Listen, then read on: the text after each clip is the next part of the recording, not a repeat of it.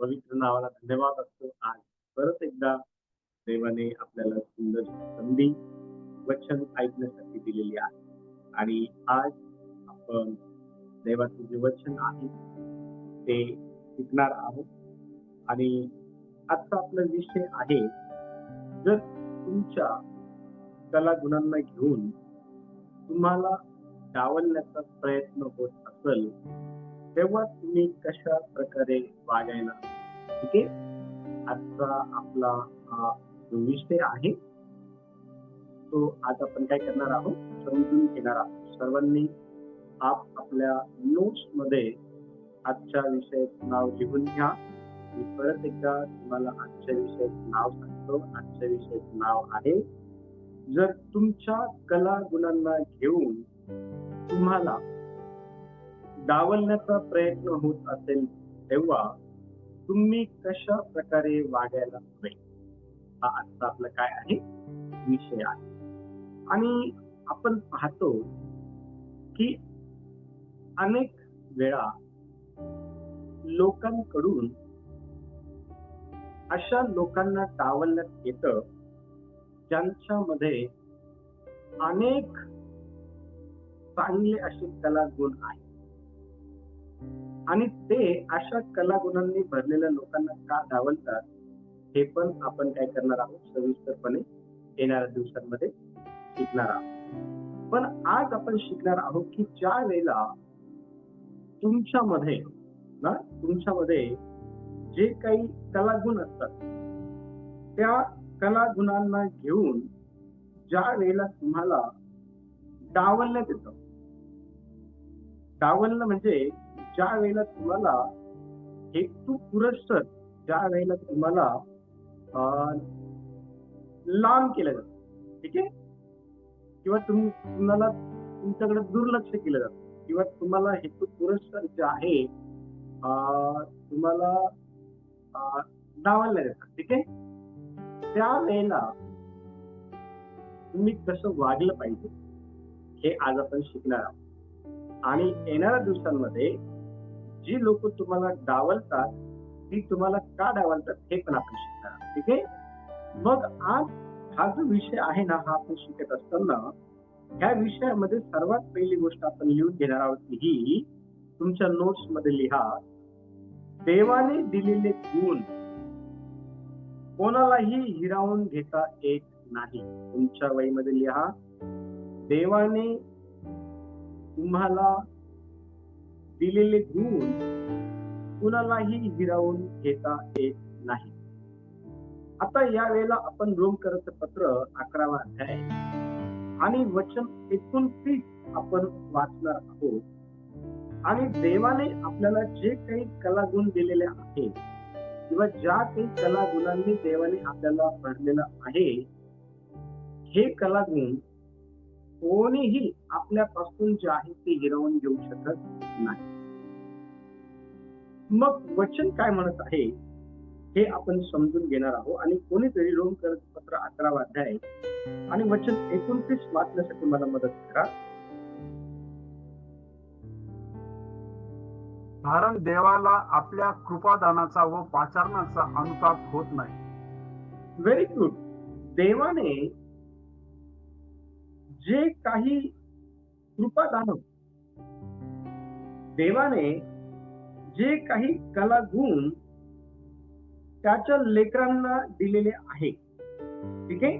जे काही कलागुण देवाने त्याच्या लेकरांना दिलेले आहे, त्या कलागुणांचा किंवा त्या कृपादानांचा देवाला मुळीच जो आहे ना, अनुताप होत नाही. पण देवाने जे काही कलागुण तुम्हाला दिलेले आहे, त्या कलागुणांमुळं अनेक जी काही लोक आहे ना, त्यांना अनुताप होतो.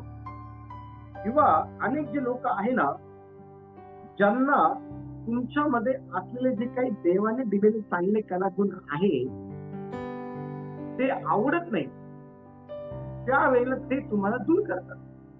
आणि ते का दूर करतात ते मी तुम्हाला येणाऱ्या दिवसांमध्ये शिकवणार आहे, डिटेलमध्ये. पण आज आपण हे शिकत आहोत की जे काही कलागुण, जे काही देवाने तुम्हाला दिलेले जे काही कृपादान आहे किंवा देवाने तुम्हाला ज्या गोष्टींसाठी पाचारलेला आहे ना, त्या गोष्टींचा देवाला मुळीच जो आहे तो अनुताप होत नाही. कारण परमेश्वर देवाने पवित्र शास्त्रामध्ये एक असा व्यक्ती निवडला होता ज्याला अनेक कला गुणांनी देवाने भरलेलं होतं आणि त्याचं नाव योसेफ.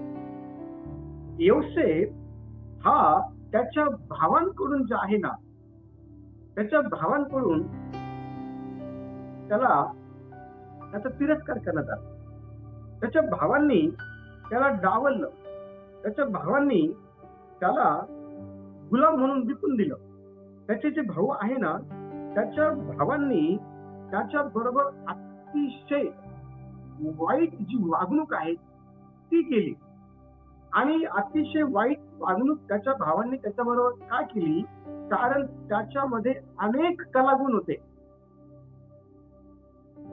जर परमेश्वर देव हा योसेफाला अनेक कलागुणांनी भरू शकतो, तर तो देव आज तुम्हाला देखील अनेक कलागुणांनी काय करू शकतो माहिती का? भरू शकतो किंवा अनेक कलागुणांनी त्या देवाने तुम्हाला भरलेला आहे. आणि ज्या वेळेला तुमच्यामध्ये अनेक चांगल्या प्रकारचे कलागुण परमेश्वर देवाने टाकलेले ज्यावेळेस लोक बघतात ना, त्यावेळेला ते लोक तुम्हाला हेतुपुरस्सर डावलण्याचा प्रयत्न करतात. त्यावेळेला ते लोक तुम्हाला हेतुपुरस्सर त्रास देण्याचा प्रयत्न करतात. त्यावेळेला ते लोक तुम्हाला हेतुपुरस्सर फ्रस्ट्रेट करायचा प्रयत्न करतात. तुम्हाला अपमानित करायचा प्रयत्न करतात.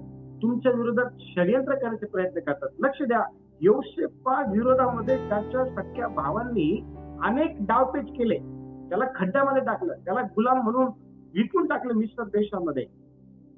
त्याच्याविषयी खोटी जी बातमी आहे आपल्या वडिलांना देऊन टाकली की कोणा एका हिंस्र पशूने तुझ्या मुलाला काय केलं, मारून टाकलं म्हणून. सख्या भावांनी. लक्ष द्या, आपण जर योसेफाच्या जीवनाबद्दल जर अभ्यास केला तर योसेफामध्ये कोणत्या कोणत्या प्रकारचे कलागुण होते माहिती का? पहिली गोष्ट, योसेफ हा स्वप्नद्रष्टा होता. ज्यावेळेस आपण उत्पत्तीचे पुस्तक 26 अध्याय आणि 5 ते 10 वचन आपण वाचतो ना, त्या ठिकाणी परमेश्वर सांगतं योसेफाला देवाने भविष्य सांगण्याचं जे काही स्वप्न आहे ना, त्या ज्ञानांनी परमेश्वर देवाने योसेफाला भरलेलं. पहिली गोष्ट, योसेफामध्ये कोणता गुण होता? तर तो ड्रीमर होता. तो जो आहे ना, तो विजनरी होता, तो स्वप्नद्रष्टा होता. दुसरी गोष्ट, योसेफामध्ये कोणता गुण होता माहिती का? तो प्रामाणिक होता. तो बेमान नव्हता, तो प्रामाणिक होता. प्रामाणिक, त्याच्यामध्ये प्रामाणिकता होती. ज्या वेळेला आपण उत्पत्ती पुस्तक 39 अध्याय आणि 7 ते 12 वचन वाचून त्या ठिकाणी अतिशय स्पष्टपणे हे सांगितलेलं आहे की पोतीफराची पत्नी त्याला वाईट कामासाठी फसवून पाहू होते. पाहत होती, वाईट काम करण्याकरता फसू पाहत होती. पण त्या ठिकाणी त्याने स्पष्टपणे पोतीफराच्या पत्नीला नाकार दिला.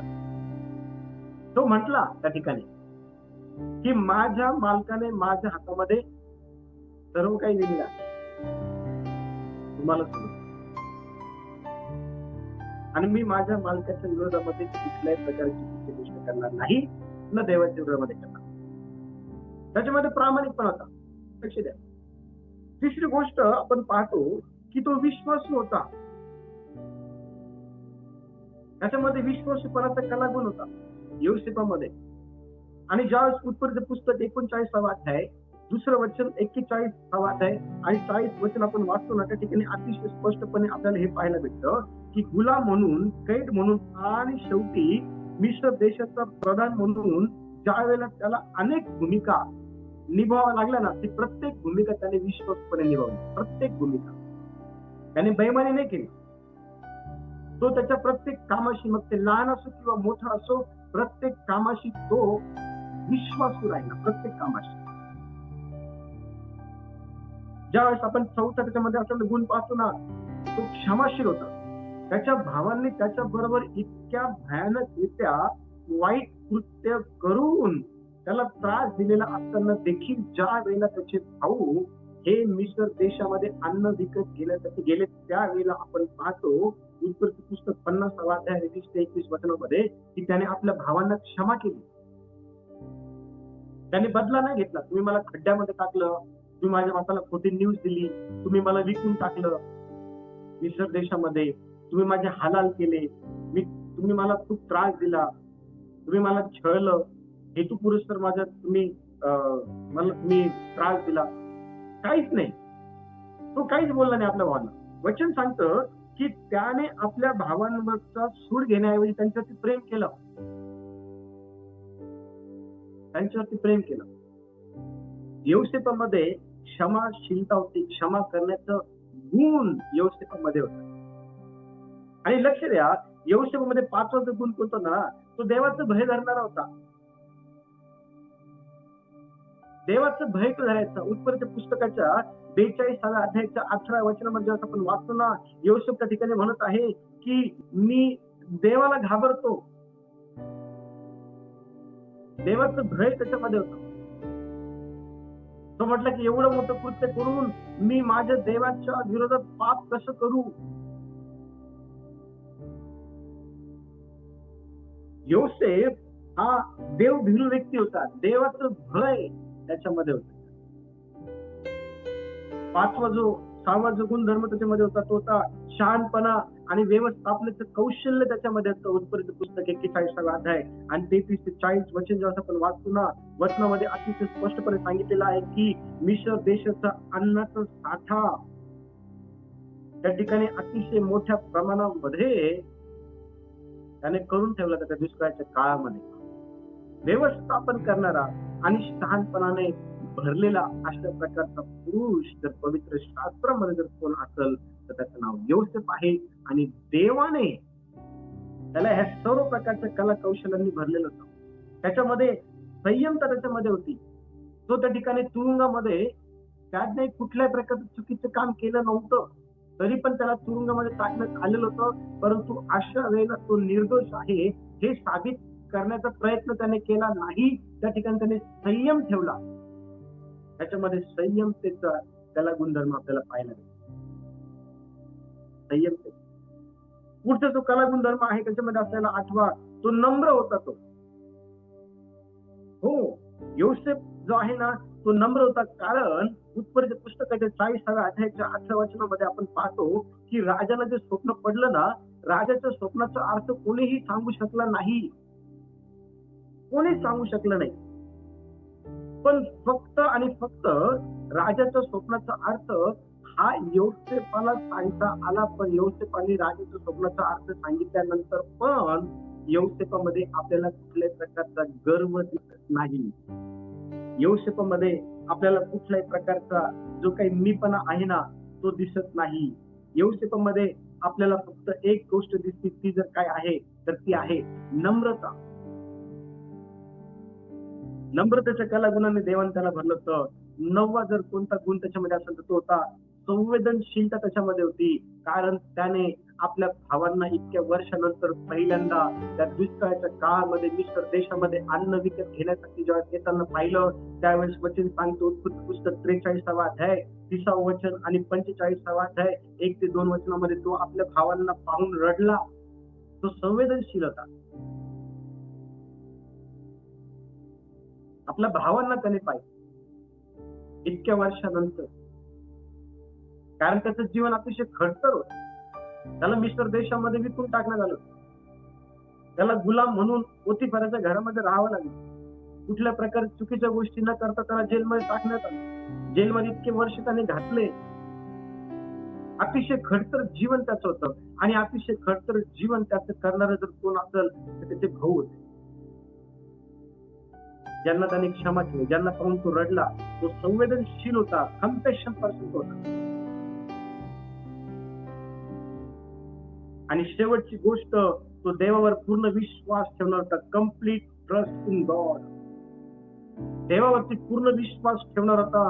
कारण उत्पत्ती पुस्तक 50वा अध्याय आणि 20 वचन जेव्हा आपण वाचून तिथं स्पष्टपणे असं लिहिलेलं आहे, तो म्हणाला की तुम्ही माझ्या वाईट केलं परंतु देवाने माझं चांगलं केलं.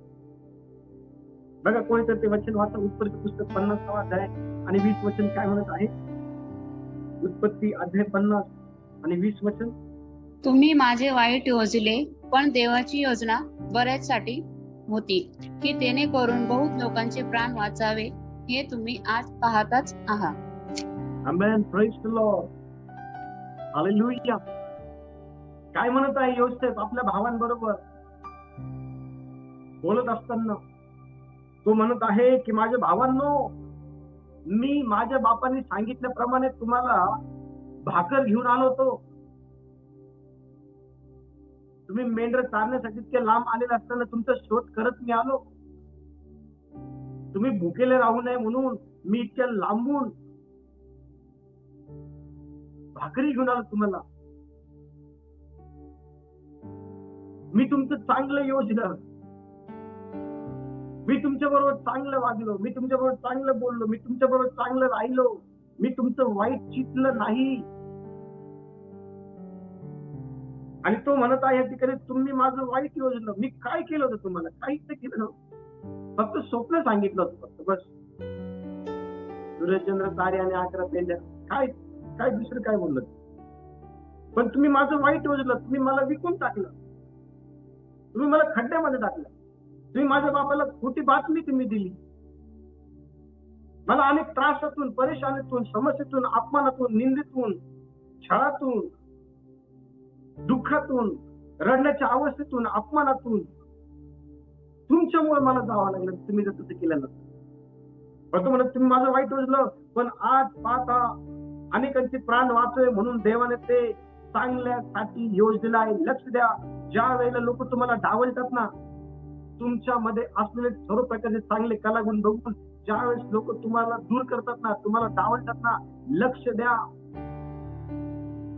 देवाचं वचन अतिशय स्पष्टपणे सांगतं, कोणी कितीही तुमचं वाईट करायचा प्रयत्न करू, कोणी कितीही तुम्हाला डावलण्याचा प्रयत्न करू, पण देवाच्या योजनेमध्ये तुमच्या विषयी चांगलंच आहे. आणि म्हणून खचू नका, निराश होऊ नका, हताश होऊ नका. परिस्थिती कशी आहे, कोण आपल्या बरोबर काय वागतं, कसं वागतं, कोण आपल्याला डावलतं, कोण, लक्ष दे, ह्या गोष्टींचा विचार करू नका. देवाच्या योजनेमध्ये तुमच्या संदर्भात चांगल्या योजना आहे. इर्मियाच्या पुस्तकामध्ये सांगतं, तुझ्या विषयीच्या माझ्या मनात असलेल्या योजना ह्या तुझ्या हिताच्या आहेत, त्या अहिताच्या नाही. आणि लोकांमध्ये ती हिंमत नाही तुमची अहित करण्याची, कारण तुमच्यामध्ये जे कलागुण आहे ना, ते देवाने टाकलेले आहे, जे योगक्षेपामध्ये टाकलेले. आणि त्या कलागुणांनी देवाचं गौरव जे आहे ना ते व्हावं, ही जर देवाची इच्छा आहे, तर देव तुमच्याकडनं त्याचे गौरव तुमच्यामध्ये असलेल्या कलागुणांनी करून घे. तुम्हाला कोण किती डावलं, शक्तीच्या जोरावर, पदाच्या जोरावर कोण डावलं, किती डावलं? एक लिमिट आहे माणसाकडे, पण देवाकडे अनलिमिट आहे. आणि म्हणून लक्ष द्या, देवाचे सांगतं की देवाने दिलेले जे काही तुमच्यामध्ये असलेले कलागुण आहे ना, ते कोणीच हिरावून घेणार नाही, कोणीच नाही, कोणीच नाही हिरावून घेणार, कारण ते तुम्हाला दिलेले आहे. हा, त्या कलागुणांच्या द्वारे देवाचं राज्य वाढत असेल, पण ते वाढू नये म्हणून तुम्हाला डावलण्यात येईल. तुम्ही काहीतरी चांगलं करू नये. उदाहरणार्थ, जर दररोज सुभाष यांच्यामध्ये चांगले कलागुण आहे, चांगले बोलतात, चांगलं ज्ञान त्यांना आहे वेगवेगळ्या प्रकारचे, माझ्यापेक्षा चांगले आहेत, पण ते मला खटकतात,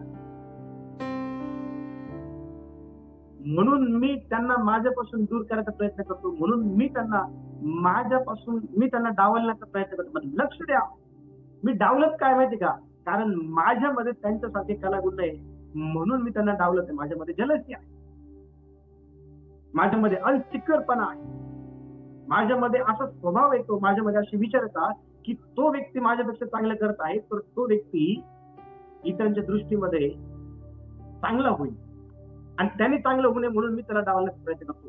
हा आहे डावलण्याचा खरा स्वभाव लोकांमध्ये, आणि हा स्वभाव अनेक ठिकाणी आहे. लक्ष द्या, अनेक ठिकाणी अशा प्रकारच्या स्वभावाची काम करणारी लोक आपल्याला पाहायला भेटतात.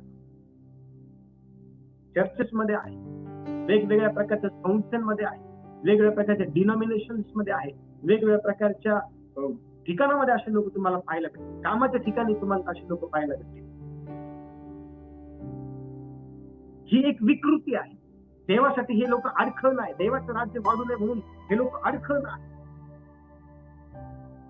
पण देवाला माहिती आहे अडखळ कसं दूर करायचं.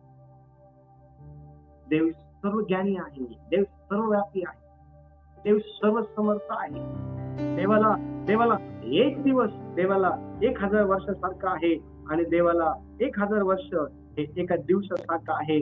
आणि म्हणून परमेश्वर देवाला नेहमी आपण जे आहे ना आपल्या कलागुणांना घेऊन धन्यवाद दिला पाहिजे. दुसरी गोष्ट ज्यावेळेस लोक तुम्हाला डावलतात, ज्यावेळेस लोक तुम्हाला हेतुपुरस्सर लोक तुम्हाला दूर करतात, हेतुपुरस्सर, लक्ष द्या, हा शब्द लक्षात ठेवा, हेतुपुरस्सर.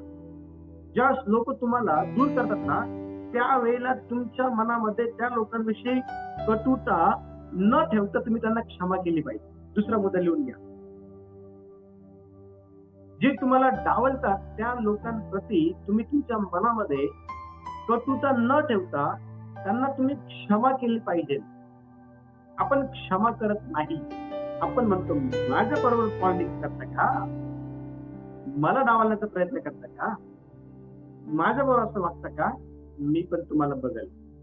सूड घेण्याची भावना आपल्यामध्ये, बदला घेण्याची भावना आपल्यामध्ये, त्या लोकांची निंदा करायची भावना आपल्यामध्ये येते, फ्रस्ट्रेशन त्यांचं काढण्याची भावना आपल्यामध्ये येते, त्या लोकांचं वाईट योजनेची भावना आपल्यामध्ये. पण लक्ष द्या, देवाने जर तुमच्यामध्ये त्याचे कलागुण जर ठेवलेले आहे तर ते कलागुण तुम्हाला तुमच्यापासून कोणी हिरावून घेऊ शकत नाही. पण जे लोक तुमच्या कलागुणांना घेऊन तुम्हाला डावलण्याचा प्रयत्न करतात ना तर त्या लोकांबद्दल तुमच्या मनामध्ये कधीही तुम्ही कटुता येऊ देऊ नका. त्यांना क्षमा करा, त्यांना क्षमा करा. कारण मत्तेच्या पुस्तकामध्ये आपण पाहतो 6वा अध्याय आणि वचन 14 बघू आपण. काही ठिकाणी मत्तेचं पुस्तक 6वा अध्याय आणि वचन 14 मध्ये बघा काय लिहिलेलं आहे.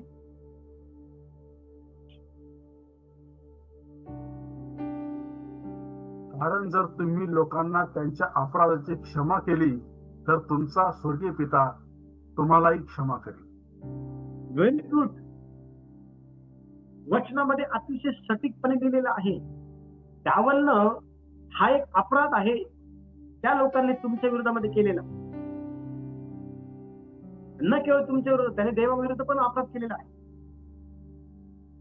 तुमच्यामध्ये असलेल्या कलागुणांना घेऊन ज्या वेळेला एखादा व्यक्ती तुम्हाला डावलतो त्यावेळेला तो व्यक्ती तुमच्या विरोधामध्ये अपराध करतो. देवाविरोधामध्ये पण तो एक अपराध आहे. पण परमेश्वर देव आपल्याला हे सांगत आहे की त्यावेळेला आपण त्या व्यक्तीबरोबर कसं वागलं पाहिजे. देव म्हणत आहे स्पष्टपणे, कारण जर तुम्ही लोकांना त्यांच्या अपराधाची क्षमा केली तर तुमचा स्वर्गीय पिताही तुम्हाला काय करणार माहिती का, क्षमा करायला शिका. क्षमा करायला शिका. त्रास होतो, पेन होतो. योसेफाला पण त्रास झाला, येशूला पण त्रास झाला. येशूला लोकांनी नाकारलं. काय केलं काय होतं येशू? 4000 5000 खाऊ घातलं, आंधळ्यांना डोळे दिले, मुक्यांना वाचा दिली, गुंग्यांना कान दिलं, लंगड्यांना चालवलं, मेलेल्यांना जिवंत केलं, कुष्ठरोग्यांना बरं केलं. येशूने केलं काय होतं? त्या रक्तस्रावी स्त्रीला बरं केलं होतं, पापी लोकांचं जीवन वाचवलं होतं, स्वर्गाच्या राज्याच्या गोष्टी लोकांना शिकवल्या होत्या. येशूने काही वाईट नव्हतं केलं, तरी पण येशूला लोकांनी नाकारलं, तरी पण येशूला लोकांनी क्रूसावरती चढलं, तरी पण लोकांनी येशूची निंदा केली, तरी पण लोकांनी येशूला बदनाम केलं. आणि एवढं सर्व येशू बरोबर लोकांनी केल्यानंतर पण येशू म्हणत आहे, हे पित्या यांना क्षमा कर, कारण हे काय करतात यांना समजत नाही. आणि हीच गोष्ट आपल्याला करण्यासाठी देवाने सांगितलेलं आहे. आणि वचन सांगतं, जर तुम्ही लोकांना त्यांच्या अपराधाची क्षमा केली तर तुमचा स्वर्गातील पिताही तुम्हाला क्षमा करेल. तुम्हाला क्षमा मिळावी म्हणून तुम्ही इतरांना क्षमा करा. हो, ज्यावेळेस लोक तुम्हाला डावलतात, ज्यावेळेस लोक तुमच्या विरोधामध्ये अशा प्रकारच्या गोष्टी करतात ना, ज्या तुम्हाला हर्ट होतात, ज्या ठिकाणी तुमचं हृदय पिळल्या जातं, ज्या ठिकाणी तुम्हाला अतिशय वाईट वाटतं, ज्या वेळेला ज्या ठिकाणी लोक तुमच्याबरोबर अतिशय प्रेमानरित्या वागतात ना, त्यावेळेला साहजिक आहे वाईट वागतात. येशू बरोबर पण वाईट वागले, योसेफा बरोबर वाईट वागले. पण तुम्हाला माहिती का, त्यांच्यामध्ये क्षमा करण्याचा स्वभाव होता. आणि हाच स्वभाव देवाला तुमच्यामध्ये बघायचा आहे. देवाला तुमच्या अंतःकरणामध्ये तुमच्या विरोधात ज्यांनी बंड केलेलं आहे, ज्यांनी तुम्हाला डावललेलं आहे ना, त्या लोकांप्रती तुमच्या हृदयामध्ये देवाला कटुता बघायची नाही, देवाला कडूपणा बघायचा नाहीये, देवाला क्षमा बघायची आहे. हो, देवाला क्षमा बघायची आहे. येशूच्या हृदयामध्ये देवाने क्षमा बघितली. योसेफाच्या हृदयामध्ये त्याच्या भावाप्रती देवाने क्षमा बघितली. आज जर देव तुमच्याकडे बघत असेल, ज्यांनी तुमचं वाईट केलं त्यांच्या संदर्भात, ज्यांनी तुम्हाला डावललं त्यांच्या संदर्भात जर देव तुमच्याकडे बघत असेल, तर देवाला काय आपल्या अंतःकरणामध्ये क्षमा दिसत आहे का त्या लोकांप्रती? आपण त्यांना क्षमा केली आहे का त्या लोकांप्रती आपल्या मनामध्ये कडूपणा आहे? हे आपण एकमेकांना सांगण्यापेक्षा आपल्या स्वतःला माहिती की आपल्या अंतःकरणामध्ये काय आहे, आणि जो अंतःकरण पाहायचं त्याला माहिती आहे की तुमच्या आणि माझ्या अंतःकरणामध्ये काय आहे. देवाचे कला गुण हे ह्या दिवसांमध्ये प्रदर्शित करा. हो, बाहेर काढा त्यांना. तुमच्यामधून देवाचे कला गुण जे आहे ना, बाहेर काढा. तिसरा मुद्दा, ज्या वेळेला लोक तुम्हाला हेतुपुरस्सर डावलतात ना, नीट ऐका, ज्या वेळेस लोक तुम्हाला हेतुपुरस्सर डावलतात ना, त्यावेळेला देवाच्या वेळेची वाट पहा. देवाच्या वेळेची वाट पहा. बघा, उपदेशकाचं पुस्तक 3रा अध्याय आणि वचन 1 काय म्हणत आहे? उपदेशकाचं पुस्तक 3रा अध्याय आणि वचन 1 बघा काय म्हणत आहे.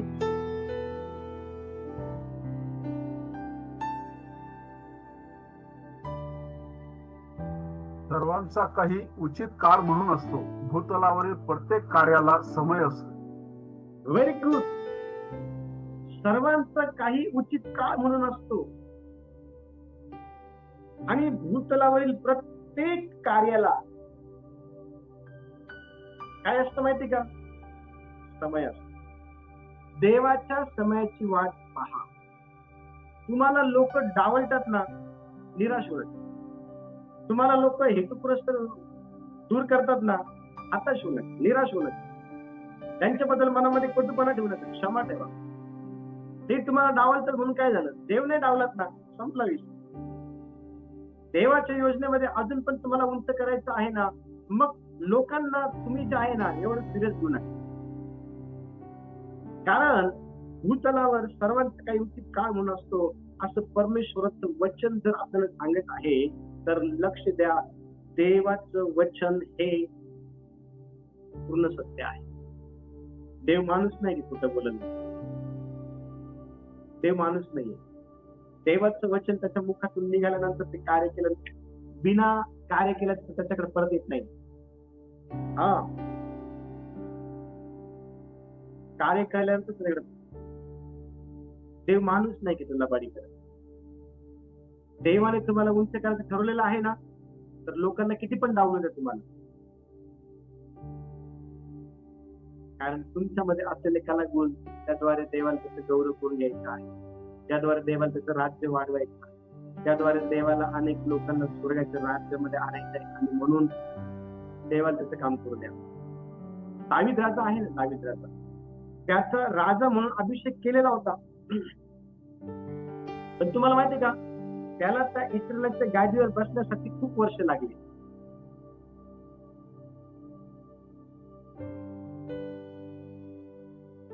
त्याला त्या गादीवर बसण्यासाठी खूप वर्ष लागली. हा, त्याचा अभिषेक झाला होता राजा म्हणून.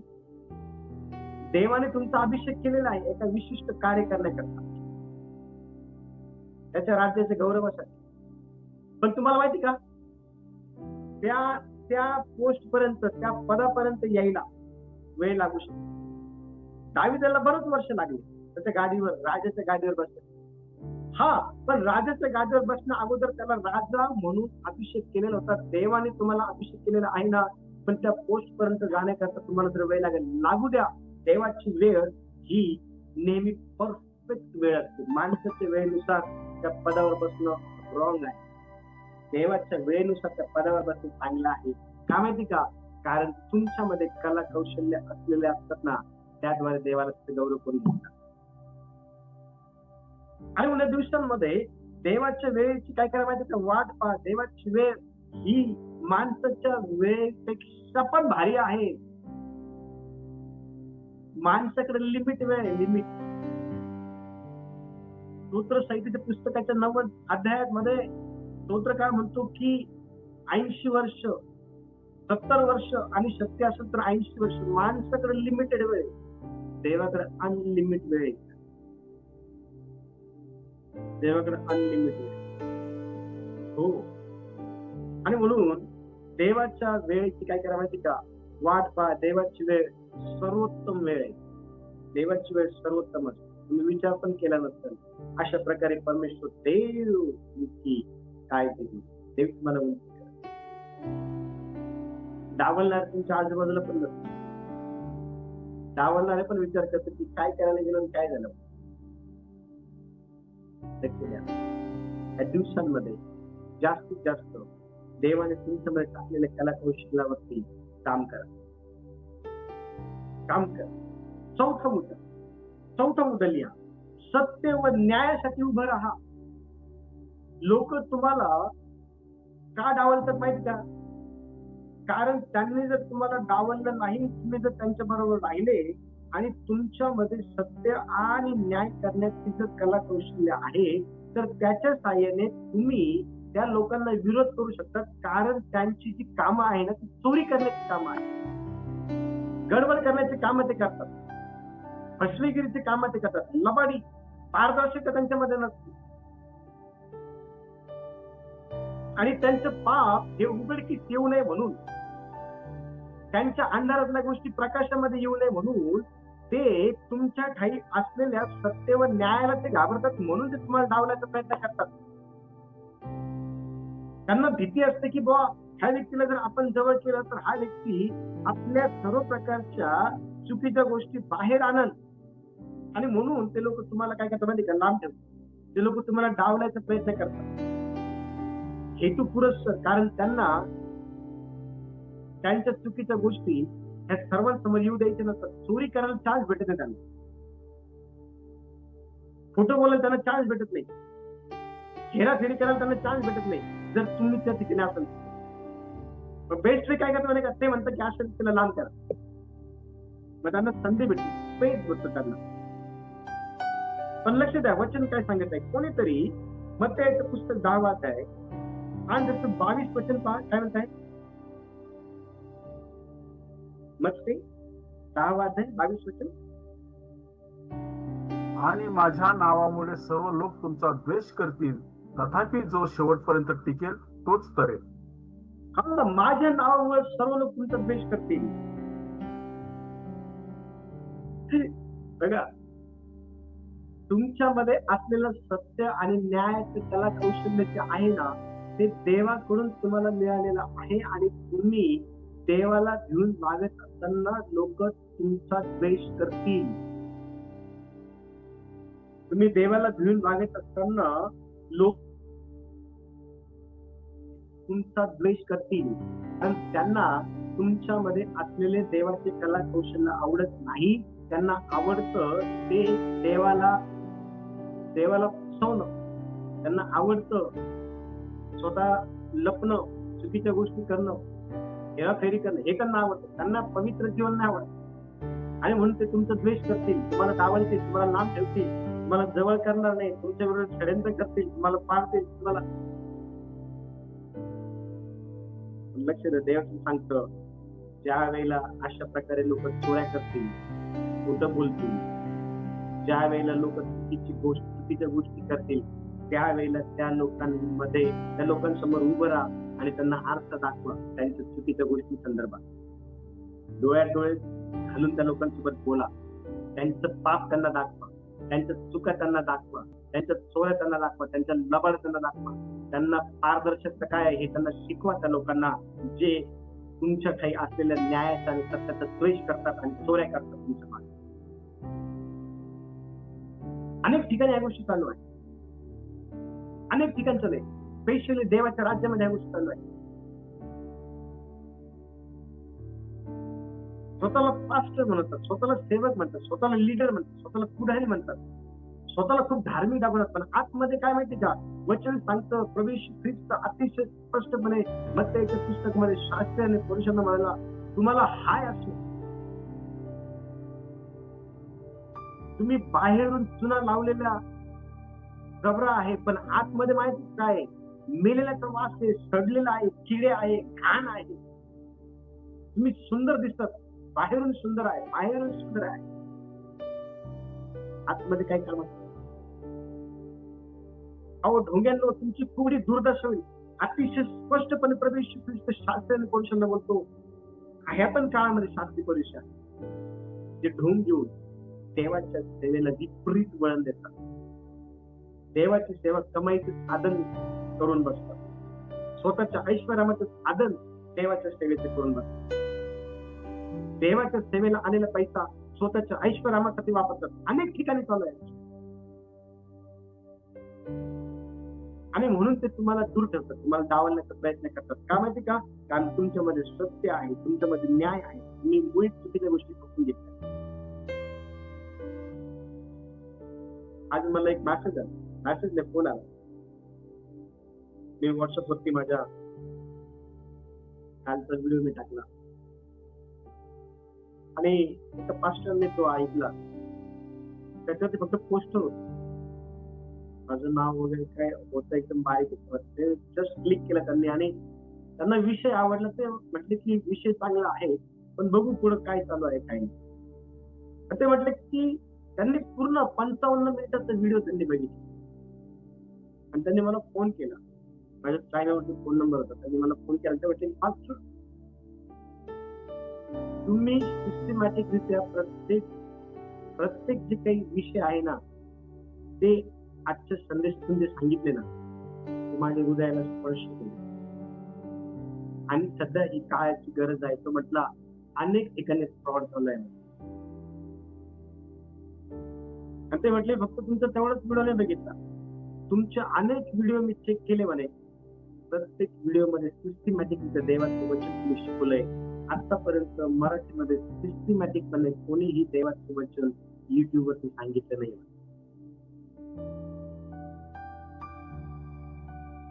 लक्ष द्या, देवाचं जे वचन आहे ना, हे समजून घेणं फार गरजेचं आहे. प्रत्येक व्यक्ती समजून घेतलं पाहिजे. आज लोक भुकेले आहेत, ताणलेले आहे देवाच्या वचन, त्यांना खरं वचन जात नाही. त्यांच्यापर्यंत खरं वचन जात नाही, त्यांच्यापर्यंत फक्त भक्ता जाते, रियालिटी नाही त्यांच्यापर्यंत. येशूने याला बरं केलं, येशूने त्याला बरं केलं, येशू हे देतो, येशू ते देतो, येशू हे करतो, एवढंच. याच्या पलीकडे जे सत्य आहे ना, ते नाही लोकांना, अनेकांकडे नाही. अनेकांना आरसा बघायला आवडत नाही, देवाचं वचन आरसा. अनेकांना तोंडावर बोलणारे लोक आवडत नाही, अनेकांना स्पष्ट बोलणारे लोक आवडत नाही, अनेकांना चुका दाखवणारे लोक आवडत नाही, अनेकांना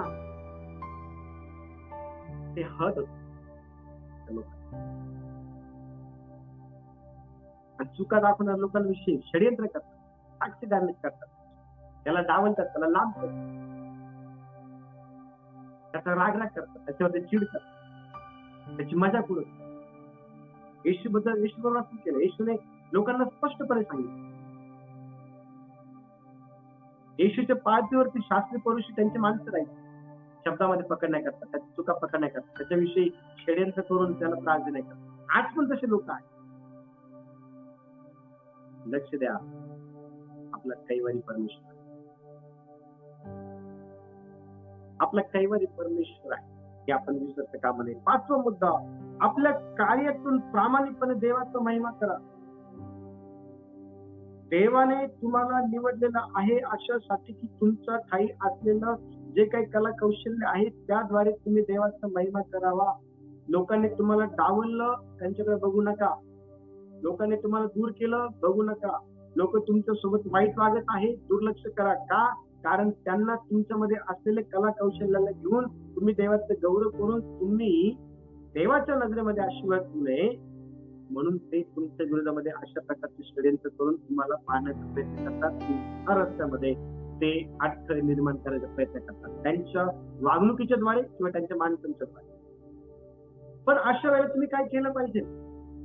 अशा वेळेला तुम्ही फक्त आणि फक्त प्रामाणिकपणे तुमच्या कार्यातून देवाचा महिमा होईल याकडे फोकस करा. ते तुमचा फोकस आहे ना डायव्हर्ट करायचा प्रयत्न करतात तुमच्या कामापासून, तुम्हाला त्रास देईल कारण तुम्ही त्यांना खटकता. बघा वचन काय सांगत आहे, कलसीकरचं पत्र 3रा अध्याय आणि वचन 23, कलसे 3:23 पहा.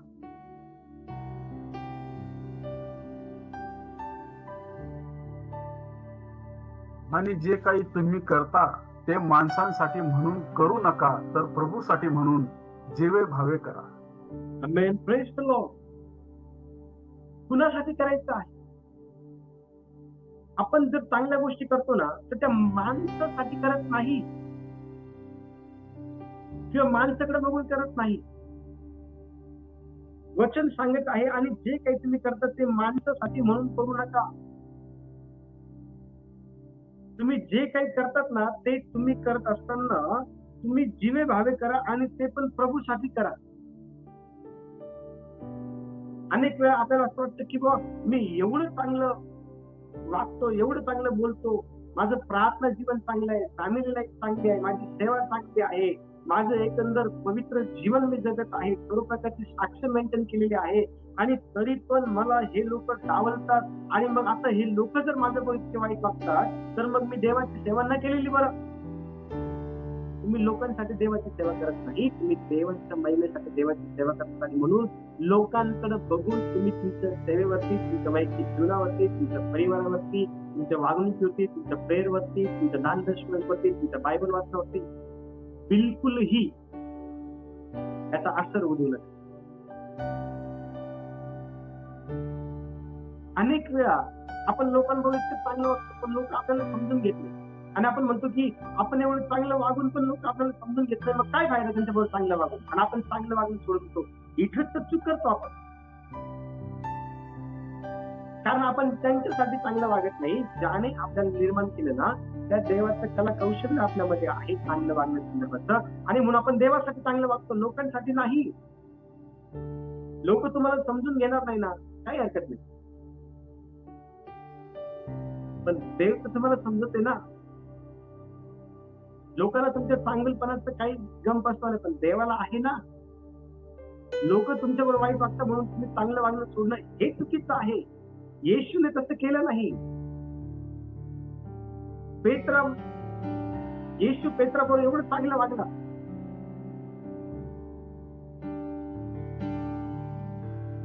हो, येशू म्हणाला जा गळ टाक, मासा टाक, त्याच्यामध्ये नाणं असतं ते नाणं काढ, तुझ्याबद्दल माझ्याबद्दल घेऊन टाक. येशूने पेत्राला समुद्राच्या पाण्यात आयुष्यामध्ये चालला नव्हता. तो बाप जन्मामध्ये त्याच्या बापापासून नाही चालला तो कधी. समुद्राच्या पाण्यावर चालणं काही जोक समजतात? त्याला समुद्राच्या पाण्यावर चालण्याचा अनुभव दिला, त्याच्या जाळ्यामध्ये मासे दिले. येशू पेत्राबरोबर इतकं चांगलं वागल्यानंतर पण पेत्र येशू बरोबर वाईट वागला. 3 वेळेस नाकारलं, 3 वेळेस. एक वेळेस समजू शकतो, चला एक वेळेस शपथ घेतली मी त्या माणसाला ओळखत नाही. 3 वेळेस येशूवर पेत्र वाईट वागला आणि शेवटी पेत्राकडे येशू गेलं. पेत्रा म्हणलं, पेत्रा माझ्यावर किती प्रेम करतो. येशूच्या मनामध्ये कटुता नव्हती.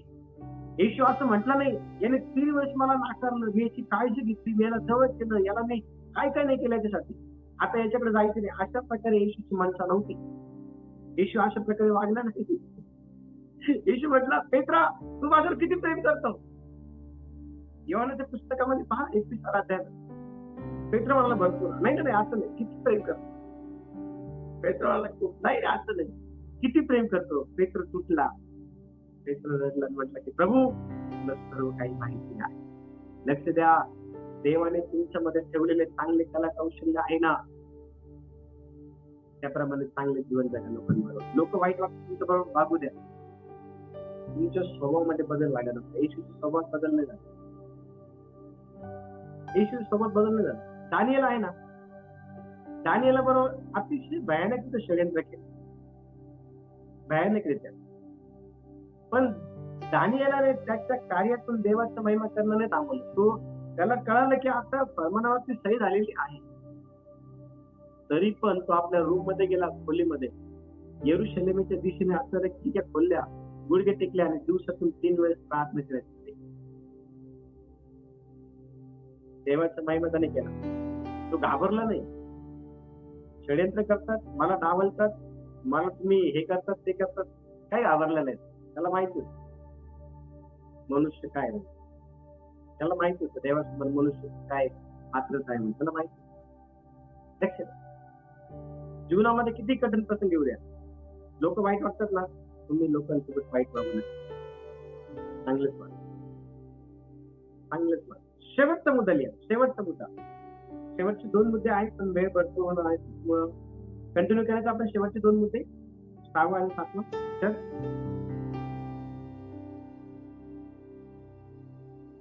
हो. कंटिन्यू करायचं की हा फक्त एकच मुद्दा बघायचा? तर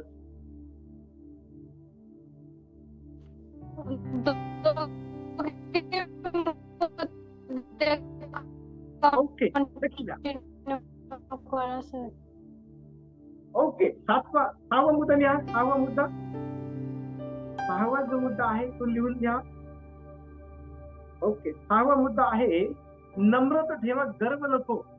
तुमच्यामध्ये चांगल्या गोष्टी आहे ना, तुम्ही चांगलं बोलतात, तुम्ही चांगलं दिसतात, तुम्ही चांगलं काम करू शकतात, तुम्ही ब्रिलियंट आहात, तुम्ही प्रेमळ आहात, तुम्ही लोकांमध्ये लगेच विश्वासात, तुम्ही लोकांना घेऊन चालतात, तुमच्यामध्ये तुमच्यामध्ये नेतृत्व करण्याची कला कौशल्य, तुमच्यामध्ये चांगले गुण आहे ना, मग त्या तसेच चांगले गुण इतरांमध्ये नाही. म्हणजे ब्रदर सुभाष मध्ये चांगले गुण आहे, पण ते गुण माझ्यामध्ये नाही. म्हणून ब्रदर सुभाष यांनी कुठल्याही प्रकारे त्यांच्यामध्ये असलेल्या चांगल्या गुणांना घेऊन गर्व करू नये. तर त्यांनी त्यावेळेला नम्र अशा प्रकारचं जीवन जे आहे ना ते ठेवलं पाहिजे. बघा वचन काय सांगत आहे, याकोबाचं पत्र 4था अध्याय आणि 6वं वचन काय म्हणते, याकोब 4:6. कोणतरी काढा लवकर. याकोब 4:6.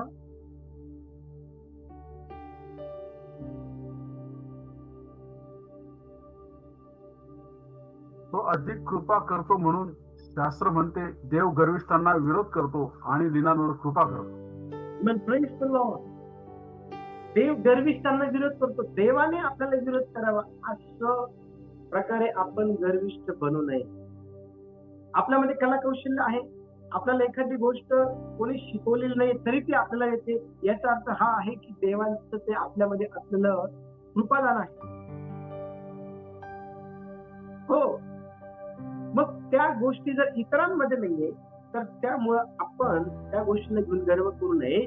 तर त्यावेळेला आपण नेहमी नम्र असणं गरजेचं आहे. कारण देवाचं सांगतो या ठिकाणी, परमेश्वराचं वचन अतिशय पण सांगत आहे की तो लीनांवर कृपा दृष्टी करतो, नम्र लोकांवर कृपा दृष्टी करतो. आणि पवित्र शास्त्रामध्ये मोशे नम्र होता.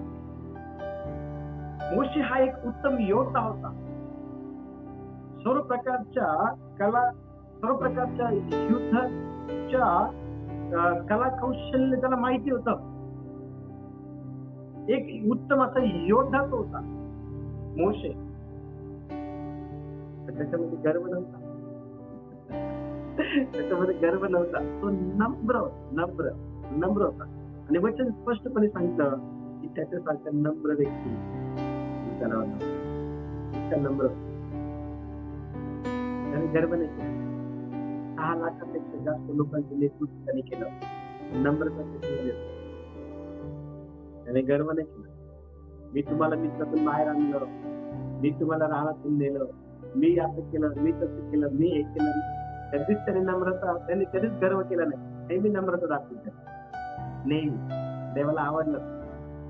देवाचं आवडतं होतं. शेवटचा मुद्दा आत्मशोध करा आणि देवासमोर प्रार्थना करा.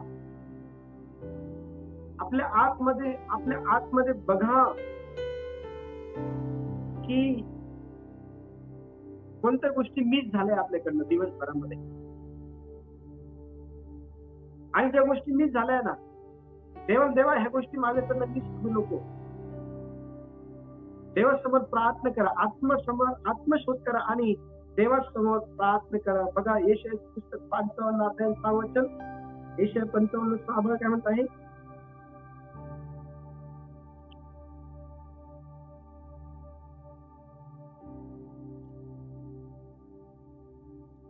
परमेश्वर प्राप्तीचा काळ आहे तोवर त्याला शोधा, तो जवळ आहे तोच त्याचा धावा करा.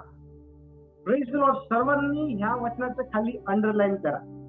सर्वांनी बघा, परमेश्वर प्राप्तीचा काळ आहे तोवर त्याला शोधा, तो जवळ आहे तो त्याचा काय करा, धावा करा. तुमच्यामध्ये असलेले कला कौशल्यावरती अवलंबून राहून जीवन जगू नका, तर ज्याने तुम्हाला त्या कला कौशल्याने भरलेला आहे त्या परमेश्वराचा शोध करत राहा, त्याचा धावा करत राहा.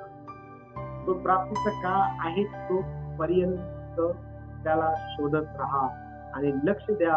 ही गोष्ट हन्नाला कळालेली होती. परमेश्वर प्राप्तीचा काळ काय आहे, परमेश्वराला शोधणं काय आहे, आणि ती आपला पती मलिंदाच्या बरोबर देवाच्या मंदिरामध्ये, आणि ती देवाची करुणा भापून रडली आणि ती म्हटली, प्रभू मी वांझ आहे, मला बाळ नाहीये, माझी सवत मला त्रास देते, आणि आता मी कसं जीवन जगू, माझ्यावरती कृपा कर, मला प्राप्त हो, मला प्रसन्न हो, मला पाव.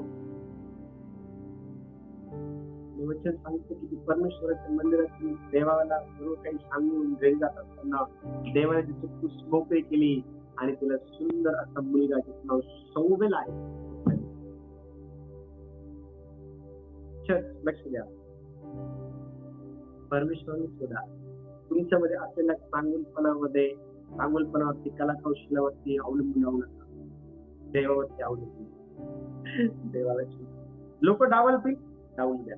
लोकांसोबत कशा प्रकारे वागायचं हे आपण शिकलो आहे. परमेश्वर देव या वचनाच्या द्वारे सर्वांना आशीर्वाद देव, सर्वांना प्रेम सर्वांना. यावेळेला आपण आपले डोळे बंद करू आणि